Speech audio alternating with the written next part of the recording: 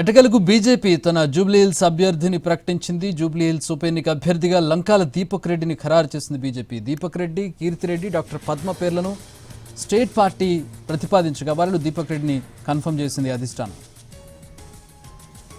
పూర్తి వివరాలు మా ప్రతినిధి మహేష్ జాయిన్ అవుతున్నారు అందించడానికి. మహేష్, ఎటకేలకు దీపక్ రెడ్డి పేరు వచ్చింది, ఏంటి ఈక్వేషన్స్ ఏంటి? బీజేపీ బీసీ అనే కూడా ఒక టాక్ కూడా వచ్చింది కదా నిన్నటి వరకు. దీపక్ రెడ్డిని ఫైనల్గా ఎంచుకున్నారు. ఈక్వేషన్స్ ఏంటి దీపక్ రెడ్డిని ఎంచుకోవడానికి?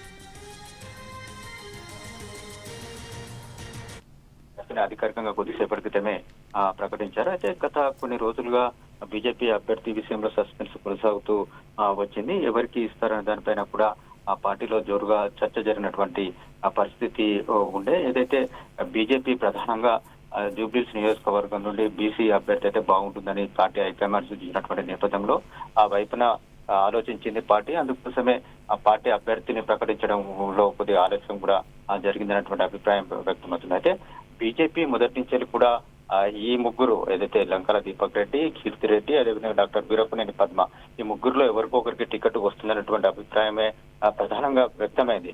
ఈ మూడు పేర్లనే రాష్ట్ర కమిటీ కూడా ఫైనల్ చేసి ఢిల్లీకి పంపించింది.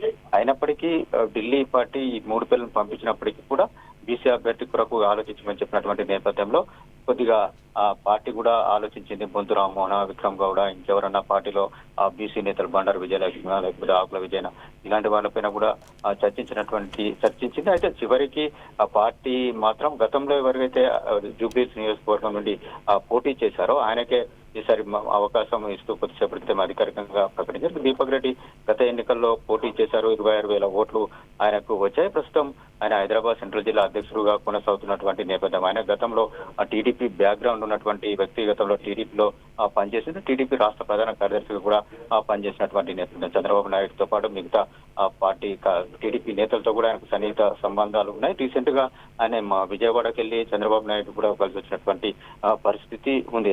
అక్కడ టీడీపీ సంబంధించినటువంటి క్యాడర్ కూడా బీజేపీకి మద్దతు ఇచ్చేటువంటి అవకాశం ఉంది. గత ఎన్నికల్లో కూడా ఆయన పోటీ చేసినటువంటి నేపథ్యంలో గతంలో ఎవరైతే పోటీ చేశారో ఆయనకే ఈసారి కూడా టికెట్ ఇచ్చామని చెప్పుకునేందుకు ఒక వే అవుట్ ఉంటుందనే ఉద్దేశంతో బీజేపీ దీపక్ రెడ్డిని ఎంపిక చేసినట్టుగా కనిపిస్తుంది. Chakri, all right, thanks for the updates Mahesh.